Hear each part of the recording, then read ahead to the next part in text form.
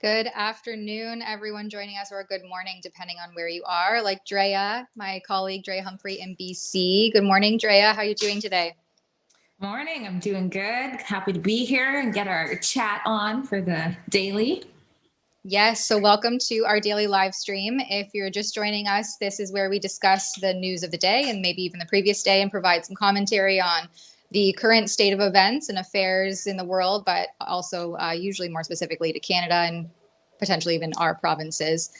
So today, of course, is Thursday, August 4th. I can't even believe that we're already into August. Like summer is coming to an end.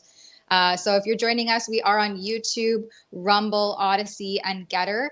At some point, Drea and I will probably, unfortunately, or fortunately, depending on which side of the spectrum you're on, get into the COVID nitty gritty, at which point we will unfortunately have to sidestep off of YouTube and go onto one of those other platforms. So again, that's Rumble, Odyssey, or Getter.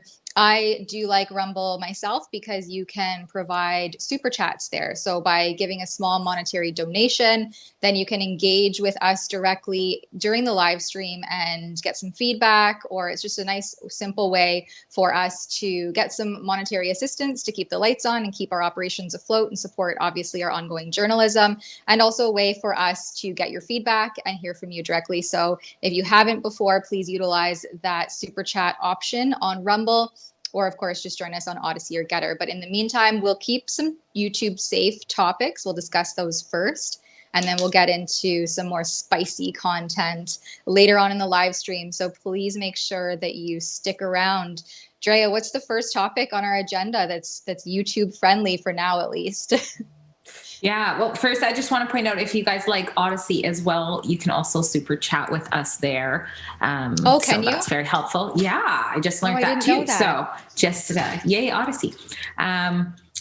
Okay, I know it's too early. If you're in British Columbia like me, it's too early to discuss this topic, but that's okay. We are going to start with yet another drag queen event for kids story, but this time you'll see in the shocking video that money is being thrown at a little girl on stage at this drag queen event. And who is in the audience? Nothing but grown men cheering. And on, yeah, this is, can we show a clip? I'm sorry in advance. And you gotta take a deep breath because this is probably the most alarming video I've seen in a long time. What you are watching right now is a little girl dancing on stage at a drag show. Now, before I get to the extremely alarming aspects of what is going on in this video, I want to point out first and foremost, children do not belong in this environment. Children should not be exposed to sexual performance artists. Children should not be exposed to sexual things in general. I love a drag queen. I love a good drag show. This is not the place to bring a child, not for 1 second. Let a kid be a kid. Stop doing this to them. Now, the more alarming aspect, take a look at this crowd. This is a crowd full of older men clapping for this little girl, throwing money on stage at this little girl, watching this little girl dance for them. This is a few things, but first and foremost, this is pedophilic behavior. Don't get it twisted for 1 second. This is pedophilic behavior. Number 2, this is grooming this little girl. Number 3, this is teaching this little girl right now that she can use her body to make money and garner attention from these older men. That is the only lesson she is learning right now. This is not supportive of the LGBTQ community. This is not inclusivity. This is not virtuous. This is freaking pedophilic behavior. It is nothing less than that. We have to stop this, guys. You cannot let this go on. You should be freaking infuriated by this. Okay, first off, God bless Gates Against Groomers. You can check them out on Instagram. That's where that clip was from. I mean, there is so much wrong with this. The people who are still hanging on to, well, what's the big deal with this? It's just fun. I mean, you watch this, you have to be on the right side here, honestly, and say that this is ridiculous. If you don't believe that something like that is grooming, I would just ask you, how can a child tell the difference between what grooming is in that situation? But I mean, that is clearly it. What did you think of that, Tamara? It's shocking. Well, yeah, and I mean, it appropriates everything that is stereotypically sexual of a woman. And it's just completely inappropriate to expose, in my opinion, to expose children to this kind of content. It appropriates, like I mentioned, what a woman is and what we typically find sexualized about women. I mean, they're scantily clad. They they dance provocatively. There's just no place for this. And I think that also, if you haven't seen our reporter, our colleague Adam Soes did an interview with Gays Against Groomers, the creator of that, Jamie Mitchell, or sorry, is it Michelle Mitchell? Anyway, and she said that basically, like, these kinds of events and this radicalization and this grooming of the children into these kinds of situations actually increases the hate that the LGBTQ community receives, and that they entirely denounce this kind of behavior. So I really appreciate that kind of perspective from someone within the community itself, and how this weird radical appropriation tries to like cling on to that movement and find home in there. And they're like, no, we don't want any part of this. This is weird and it's grooming. And yeah, I do think that using the word pedophilic is correct. Absolutely. She says pedophilic behavior. There's Jamie right there on the screen. And what about that? The old guy who gets up with a cane. Buddy can barely walk.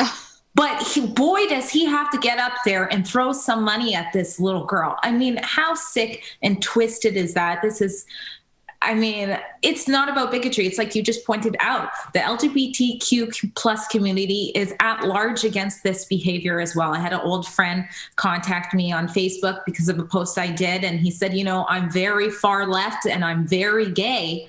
And, I think all normal people feel the same way on this. These drag queen events, they do not belong anywhere near children. And that's just the way it is. So on the one hand, we're talking about these important issues. If you know anything, some of the work that I've done with people who've been sexually abused, it starts young. The grooming, it doesn't usually just start right away. It could be the child is shown books, or these predators feel the child out and get them used to things that they can't articulate to their parents. And it's this slow thing. And when you have kids going on stage and dancing, and grown men giving them money for this, they won't be able to decipher when they're in the danger zone with parents or anybody of influence over them if we normalize this behavior. Well, I'm glad you pointed out the normalization, because that's exactly what I was thinking. That is the first step in the grooming process, is to normalize it and make children think that this is just a normal way to be, that I can get up on the stage and I can dance at how old was that kid? I mean, maybe 7, 8 years old, maybe even younger. Yeah. I can get up on stage and I can dance, and men will throw money at me. Like, she had a pretty hefty stack of cash after that. Yeah. And that's just validating, that materialistic mindset at such a young, impressionable age. I mean, where are these parents? The parents? And why aren't children's services getting involved here? I mean, if I brought my children to a bar and let them, dance on stage for money with a bunch of grown men, I would expect that children's aides would get involved in a situation like that. It's obviously not an environment that's conducive to the growth and development of a child. So why are they given this free pass to have this environment exposed, and children exposed to this kind of, like I said, inherently sexual and provocative environment? Yeah. There's no good excuse for it at all. And, I guess, do we have anything else to say about that? It's so bad. Every day I wake up and I'm like, what world am I living in? And, this type of stuff isn't happening in most of the world.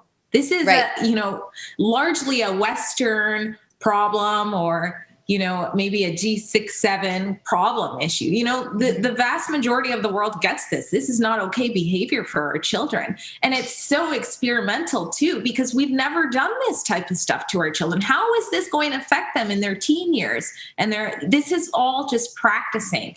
It's this horrible, unethical experiment. Everybody's just running with it, because if you say anything against it, you're automatically deemed a bigot. Doesn't matter if it's harming children, just shut your mouth. Yeah. And I mean, I've been to drag shows before. I was very involved in the Toronto bar club scene in university, and I had a lot of gay friends. But again, I draw the line when there are children involved. If you're a reasonable, rational, fully, almost fully developed adult, late teens, early adulthood, that is way different. Your development is so much more advanced than what a young child can rationalize and understand in their underdeveloped brains. Like, we have to keep in mind here that the frontal lobe, the cortex of the brain, is not developed until mid-20s.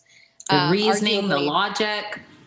Yes. And so they can't differentiate very well between fantasy and reality, right? That's why children, I think Matt Walsh put it very well in his documentary, What is a Woman? That's why children are known for their exaggerated imaginations. And this content is exaggerated and it's extreme so that it can be attention grabbing. And it certainly has our attention. But what is it doing to these poor children is the bigger question here. And I have some concerns. Me too. You and me both. Oh my goodness. We also have so many concerns about the ailing healthcare crisis happening across Canada, but arguably also North America and the world at large. But we have some Ontario-specific reports that I don't think are really Ontario-specific, other than the fact that those are the pieces that we pulled from today. But this stuff is happening all across the province. And I hope that what we comment on here, that I guess we'll have to be careful, because we know this YouTube likes to engage in censorship of opinions when you question the science and some of the way that the government has handled the COVID response. But we will get into some of the healthcare crisis that's happening across our great nation. Most notably, the Ontario Ford government, the PC government, has called on the federal government, so the Justin Trudeau Liberals, to step up in order to help fix Ontario's hospital staffing crisis. So in this article, Doug Ford says basically that it's not fair that the province is paying 78% of the healthcare, where the federal government is only giving them 22%. I mean, I know here in Ontario, our taxes are one of the highest. We pay one of the highest provincial taxes in all of Canada. And arguably that's to go to things like our healthcare system. And Canada is like the holy grail of, free healthcare. And we're supposed to have the best healthcare in the world. And now we see that it's like literally crashing and burning. And I don't know how throwing funding at it is going to make much of a difference. In this article as well, they touch on Bill 124. I don't know if you're familiar with that bill, Jay. No. I'm not overly, other than I understand that it's a wage freeze for nurses. So their wage can only go up no more than 1% per year. And many of them were upset with that because, from what I gather, doctors were getting pay increases throughout the COVID response, and, the hours worked, and, they were frontline heroes. But nurses were not being met with that same monetary incentive to continue, with the burnout. And arguably there's a crisis here pre-COVID, right? This isn't anything for new. Sure. There was this has shortages. Across Canada, across the board, this has been an issue, and also overwhelmed, beds and things like that, not having enough. So, and there weren't enough beds, but also there was like 50% fewer staff to house the beds that existed. So even though there was beds, which weren't sufficient in and of themselves, there weren't even enough staff to get to the beds that weren't sufficient. Like, it's just this compounding effect that's just the dominoes are falling here. And this has been neglected and like this way for at least a decade, if not longer. And it's just been continually ignored and brushed to the side. And now we see our aging population, right, that we can't keep up with. And the population growth isn't there anymore. We have all the baby boomers, and that curve's coming back down, that it's not sustainable. And it hasn't been for years and years. So the fact that this is not a new phenomenon really needs to be highlighted here. And I don't know how throwing more money at it is going to make any difference. No, it doesn't fix. Oh, sorry. I was just going to say it doesn't fix the root issue. And just to bring up a few points from BC's perspective, I mean, we're certainly in the same boat. That's across Canada, everything you said there. But British Columbia is trying to do things that I don't really see how they're going to fix. One of the things is they say they're going to fast track nurses here. They're going to spend $12 million to fast track, which won't be fast at all. It will take years.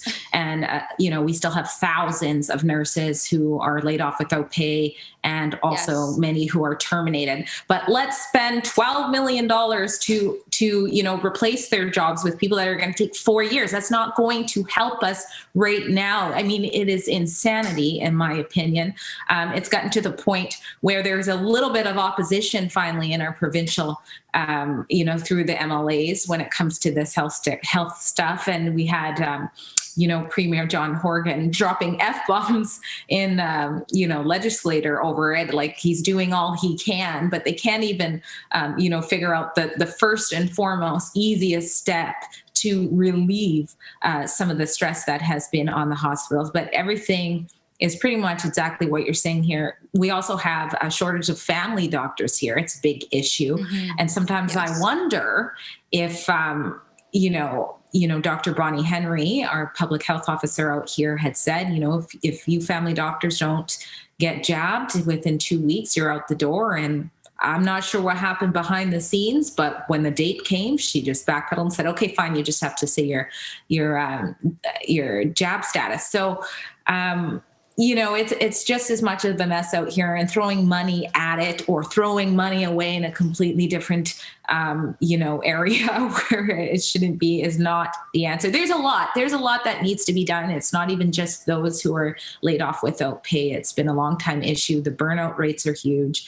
A lot of early retirement, things like that as well. So, and it's been a stressful 2 years for people in general. Early retirement is what gets me, because now we're throwing money at all these internationally trained nurses and or to fast track new nurses, but we're losing the expertise and the wisdom and the experience of those other nurses who have been in the industry for probably decades. Mm-hmm. They're being lost because they just can't keep up anymore, and they've seen this slow degradation of the healthcare system, and they're fleeing ship. And I don't blame them, really. No. This is definitely a huge concern for me. I have a handful of young children that run around, and I'm just like, please don't fall and break anything, because I know, God forbid we have to go to the ER. If it's even open, right? In Ontario, we saw I think it was 25 ERs and ICUs closed all across the province over the long weekend, which is just devastating to think of. Before we go further, and I hate to break that thought, we got a few super chats from the drag dancing hour story. So I just want to get to them. Yeah. Jetta Bursey gives $1. Thank you. And they say, blame the parents. Yeah, I think that there's definitely a huge component here of the parents, but I also think that parents are being misled, obviously, as we've seen throughout the COVID narrative, by the media and by these woke organizations to think that this is normal and it's okay and we need to be inclusive and tolerant. And so they genuinely probably think that they're doing the right thing and what's right. And they don't see this other side of how sinister and just gross this can be, and the repercussions. I mean, we really have no idea what effect this will have on these young minds moving forward. So I guess stay tuned for 20 years and we'll reassess that. Oh my gosh. Yeah. The next super chat here is from Adam Ottawa, $1 donation. Thank you very much. He says, those of us older gays are now removing the LGB from the alphabet soup and referring to them as TQ+. We never signed up for this grooming. And so just another example of people in that community who are like, this does not represent us. It doesn't matter. We're all united on this issue, right? Yeah. We also there was another one. Yeah, go for it. Go ahead, Drea. AMT 60, another $1 donation. Thank you, guys. If they hired back the nurses that were fired over the mandates, there wouldn't be as much of the problem. Absolutely. I retired from a psych hospital in Ontario last year, but can't come back casual because I'm unjabbed. Yeah, think of all the on-call shifts, that are not being taken. And you're right, you mentioned the closing of ERs. The same thing is happening out here in BC as well. And we've had stories of women who are losing their babies, and they're blaming that on the delays that they had in the hospitals when they tried to go there and get care. And they are rightfully, doing that based on their situations. We also recently had a woman dying in the waiting room from a heart attack, while she's waiting in these emergency rooms. I mean, this is the carnage that we don't even know the half of, right? Because no one's keeping track of these things. It's such a mess. So absolutely, we need people like AMT60 to be able to go and help our system, and they have that expertise. And then there's the issue too that I'm hearing between, casual, part-time and full-time. And from what I gather, a lot of hospitals and, those top up administrators and the CEOs, they, for whatever reason, and maybe someone can chime in on the super chats here if they have more information, because it's a lot to sift through. They prefer part-time workers. And so they try everything that they can to actually not sign on full-time employees and nurses and nursing staff. So that's another factor too, because then you don't get the same kind of benefits, vacation time. There's a lot of perks to being full-time that isn't actually a perk to the hospital administrators who make upwards of $100,000, $150,000, $200,000 a year. It is absolute how bloated the bureaucracy is within the healthcare sector is absolutely insane. And the poor frontline workers who are the ones really suffering on the ground with real burnout get the brunt end of the stick, while all the hospital CEOs get to take their long weekend vacay and maybe have their phone on in case of an emergency. Yeah. It's criminal. Yeah. It's the heroes to zeros yet again. Shirley Dawn V also donates $1. Thank you guys so much for your donations. Unjabbed healthcare workers can work in Alberta, but not in BC, because the science is different in provinces. BC's public health officer, Dr. Bonnie Henry, she even said, our pandemic, she said, our pandemic, like we have our own little private pandemic over here. So, but I think that's the same in Ontario. I think healthcare workers that are unjabbed in some circumstances can, I think, from what I looked at, in all provinces across Canada, except for British Columbia, there is no blanket restriction on unjabbed healthcare workers. You can let me know in the chat, the super chat, if I'm wrong on that. In Ontario, the government, so the Doug Ford Conservatives, did not put in a blanket requirement. But what they did do is they issued an order that hospitals had to have a vaccine policy in place. And then hospitals could go above and beyond or arbitrarily enforce vax or be fired mandate, which I think almost everyone except for one did end up implementing. And then, they said that you could seek religious or conscious exemption, or of course a medical exemption, but then none of them were ever approved. So essentially it was just this false sense of we're accommodating you, but not actually.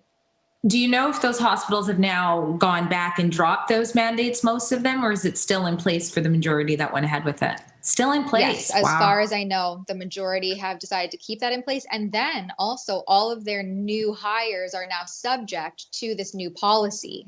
So anyone who's coming on now, these incentives, right, that they're giving these international nurses, anyone signing on now as a new hire will have to be indiscriminately enforced. They will have this policy indiscriminately enforced onto them as a requirement of their position. So that's also. I think the only sector where British Columbia did something like that was with our teachers. Everything else, it was just kind of across the board. If they mandated an industry, they didn't give it up to the people. But with our teachers, they did, in fact, say, it's up to the individual school boards. And all of them said no, which it was quite a big win, actually. But I think, personally, it has a lot to do with that first school board that says no. Like, I think if the first school board says yes, then you're going to see a domino effect, like, oh shoot, now we have to do it. But I think it gives people license. And I think it might have been in New West, the school board, but don't quote me on that, but it's been a while since this happened. But I don't know. I think it kind of had a domino effect. What were you going to say, Tamara?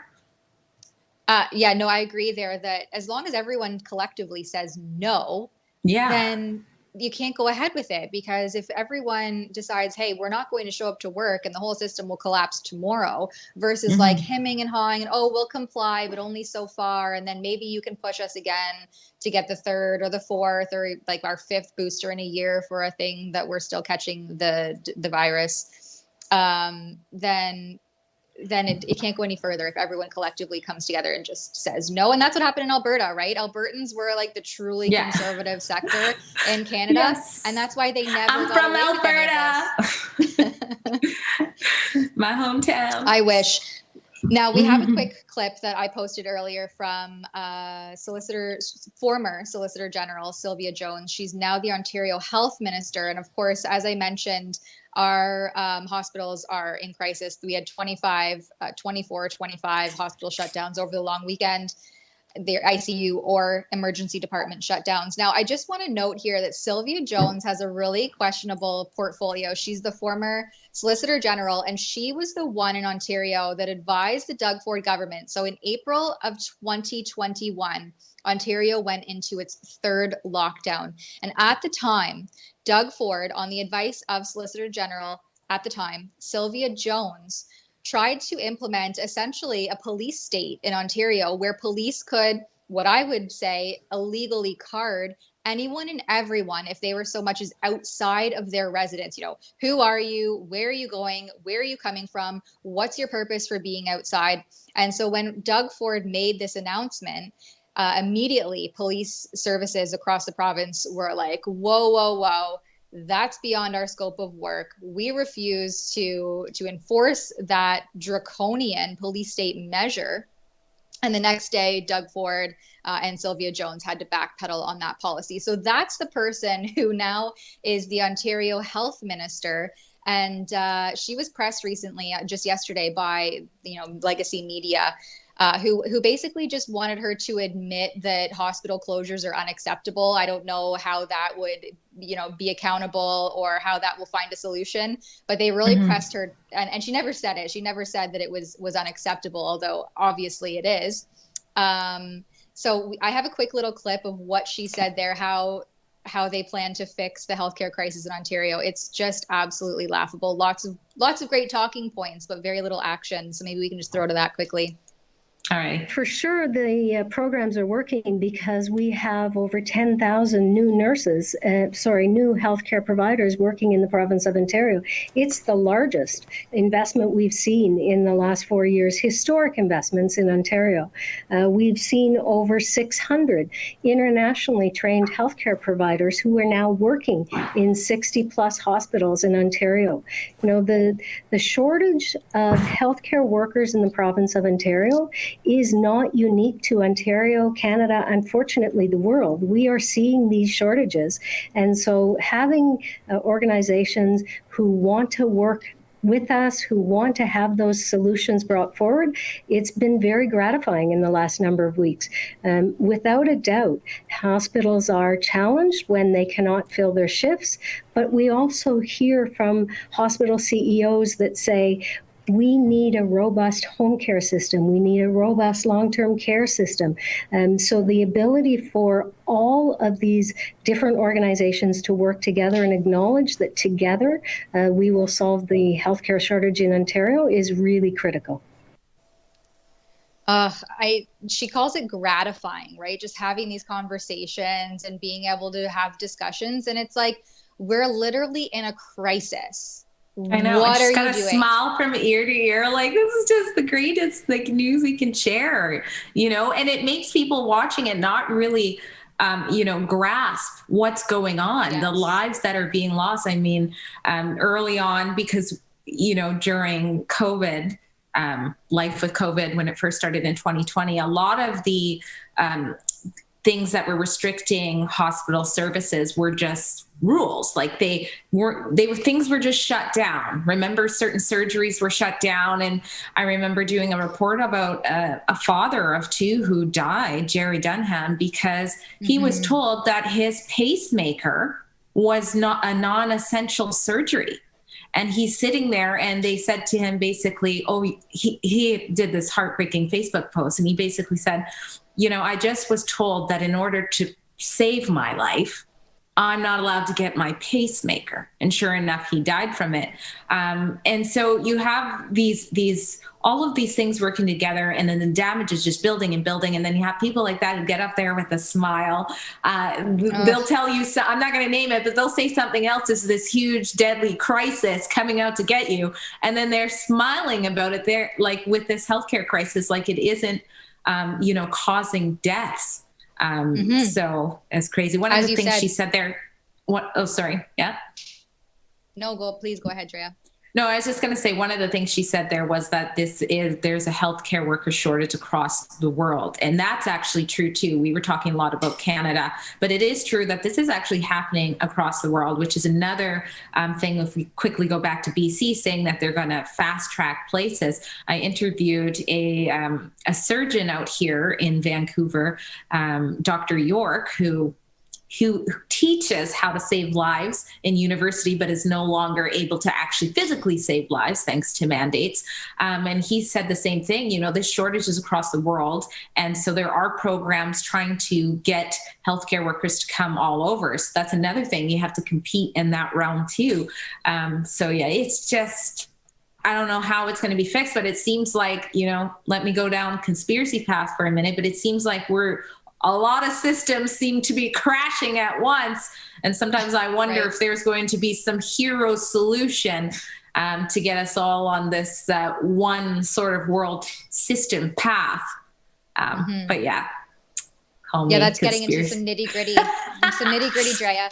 I wanted to say too that we have to be mindful and be aware of the wording that some of these people use, right? So Sylvia Jones, you heard her say, internationally trained nurses, and she corrected herself and said internationally trained healthcare providers. So there's obviously a difference there. What is that? What is going on? What's the difference in training and the credentials? I have some concerns and speculations there. And then she says that they're talking to hospital CEOs. I want to highlight a thread here of a doctor who was working the weekend shift in an Ontario ICU. He's not a CEO. He was on the ground, on the front lines. But before we get to the thread where he does provide some tangible solutions from an on the ground perspective, we're going to just have a quick ad break. And I think after the ad break, we're going to get off of YouTube. So if you're joining us on YouTube right now, head on over to Rumble, Odyssey, or Getter and join us there to tune in to the remaining half an hour of this live stream. If you appreciate what we're commenting on and you want to get into some more nitty-gritty conversation, then head on over to one of those other platforms, because we're going to show this ad break and then we will cut from YouTube abruptly. So please head over there now.